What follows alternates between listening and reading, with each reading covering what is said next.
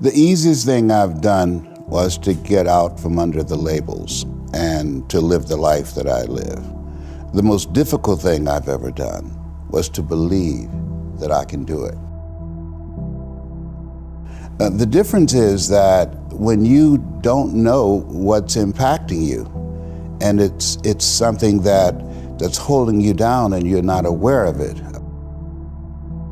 There are things that when you, in my situation, when you live in a dominant culture that is designed to destroy your sense of self and your belief in yourself, and you have to learn ways in which you can begin to connect with this power that you have within yourself to handle where you are.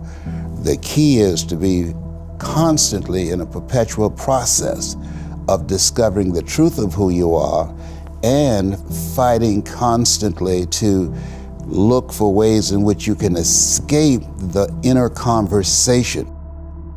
Between ages 0 and 5, we determine what's available to us and what's not available to us. And so that was a defining moment. I knew there are certain things I could not do, certain places I could not go. They used to have signs on Miami Beach that said, Jews, dogs, and coloreds not allowed. And so now you have to operate within the constraints of the dominant society and the things that they've created for you. And it's a challenge to see yourself beyond that and to work to get outside of that, even after those laws have changed, because that has become so much a part of you, you unconsciously operate within the parameters of what has been put in place. Like you're driving on the expressway, the 405, and you'll get off on an exit that you weren't going in that direction, but you unconsciously did it because you've done it so many times that many people, because they're not making a conscious, deliberate, determined effort to think outside of what life has thrown at them, they end up doing the same thing over and over and over again. Einstein said that thinking that has brought me this far has created some problems that this thinking can't solve. And so through relationships, through reading, through studies, through goals and dreams beyond your comfort zone, it allows you to begin to live out of your imagination as opposed to out of your history. Disney said, the imagination is a preview of what's to come.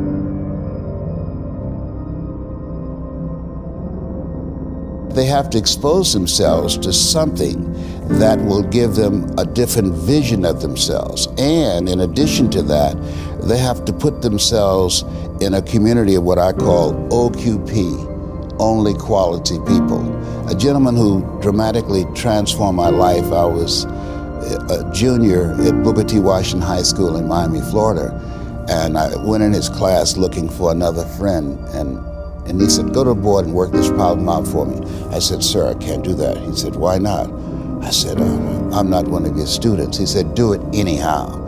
And the other kids started laughing, saying, he's Wesley, he's DT. And he said, what's DT? His brother is smart, but he's the dumb twin. And I said, I am, sir. And he came from behind his desk and he pointed at me. He said, don't you ever say that again. Someone's opinion of you does not have to become your reality. And he taught me 3 things. He said, if you want to become successful in life, young man, he said, number 1, you got to change your mindset. He said, you don't get in life what you want, you get in life what you are. Number 2, practice OQP, only quality people. You earn within $2,000 to $3,000 of your closest friends. I found that out. I left all my broke friends. I said, y'all gotta go. Because I used to be so broke, I'd pass a bank and trip the alarm, you know? And the 3rd thing he said, develop your communication skills, because once you open your mouth, you tell the world who you are. He said, those are 3 major things that you want to work on that will liberate you from living in Liberty City, living in poverty in Overtown. It will help to escape out of where you are right now, because I see you watching me and I know you want more. I can see the hunger in your eyes. You get hungry by finding something that's you. I believe that all of us are born unique, but most of us die copies. You got to find out what is it that turns you on, what resonates with you. One of the things that I realized and what allowed me to become successful as a speaker, the speaking industry has been hijacked by people who speak to sell, and it's okay to do that and make money. I speak to change lives because somebody spoke and changed my life. So this is my passion. This is my drive. This is something that I feel in my heart. And so the key to that hunger-driven life is a heart-centered life. I didn't do what I'm doing for years because of my programming, because of the culture in which I was raised in. I would see other people with degrees and PhDs and MBAs and credentials I don't have, and I convinced myself I couldn't do it. But Mr. Washington, on that day, we became friends, and he taught me not only someone's opinion of you does not have to determine your reality. He said that you have to work on yourself, and you have to have an unstoppable attitude, and no excuse is acceptable, and you've got to make it a priority, a non-negotiable in your life, and hold a constant vision of what it is you want to achieve. See it accomplished and go all out. Find a way to win in spite of the setbacks, in spite of the disappointments, in spite of your failures. I tell people when I'm giving presentations, you will fail your way to success. I have a saying, is life knocks you down, try and land on your back, because if you can look up, you can get up. And so those experiences of going after goals that's beyond your comfort zone, and having relationships that will challenge you, and surrounding yourself with coaches and mentors who can take you to a place within yourself that you can't go by yourself, because you can't read the label when you're locked in the box.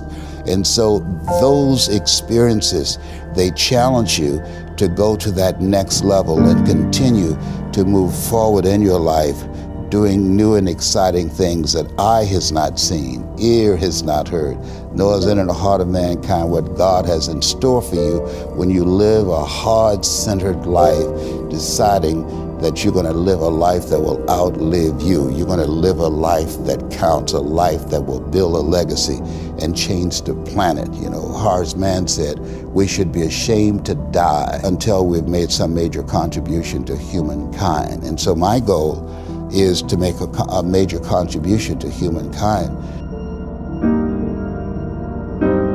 Every day when I get up, my mindset is, what is it that I can do to touch and impact somebody's life today? What is it? What does that look like? Don't live the life that has been given you by their circumstances, by the people that's around you.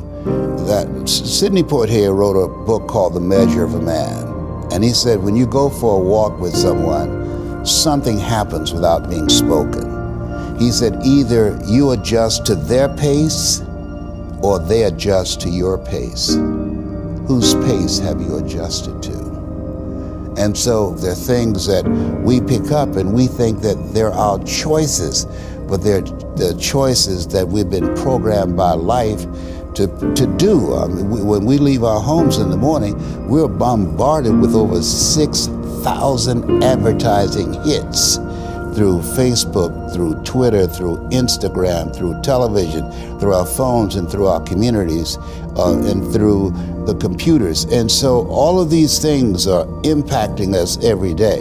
So if you don't have a program for your mind, then your mind is going to be programmed, and you'll find yourself doing things that you did not know, and that they affected you, that they, through marketing techniques and strategies, that they will create a thirst within you. I came up in an era that said if you built the best mousetrap, the world will be the path to your door.